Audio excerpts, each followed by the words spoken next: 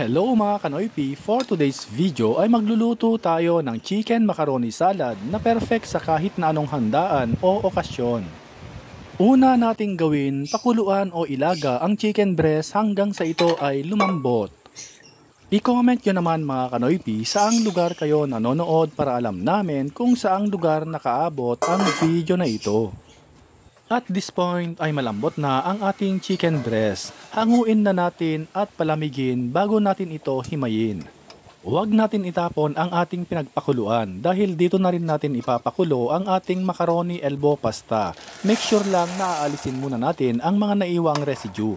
200 grams pala ang ginamit nating elbow macaroni pasta.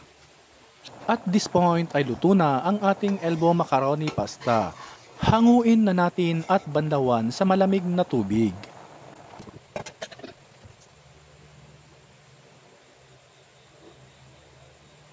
Ilagay na natin ang nahimay na chicken breast sa ating macaroni pasta. Ilagay na rin natin ang carrots,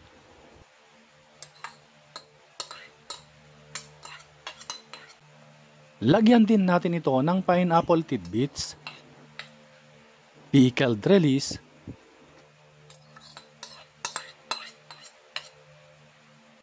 sibuyas, celery stalk, raisins, maglalagay rin tayo ng cheese. At syempre, hindi mawawala ang mayonnaise at all-purpose cream. Lalagyan din natin ng condensed milk.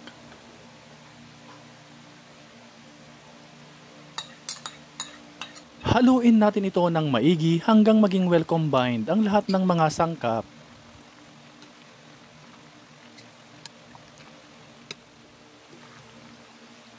At syempre, titikman natin kung okay na ang lasa.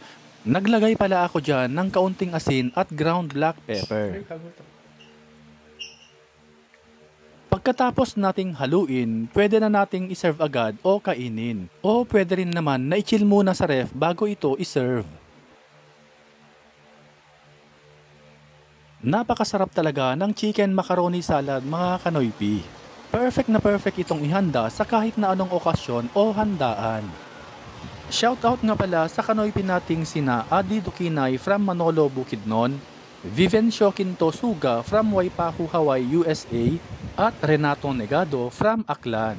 Maraming salamat po sa inyong walang sawang pagsuporta.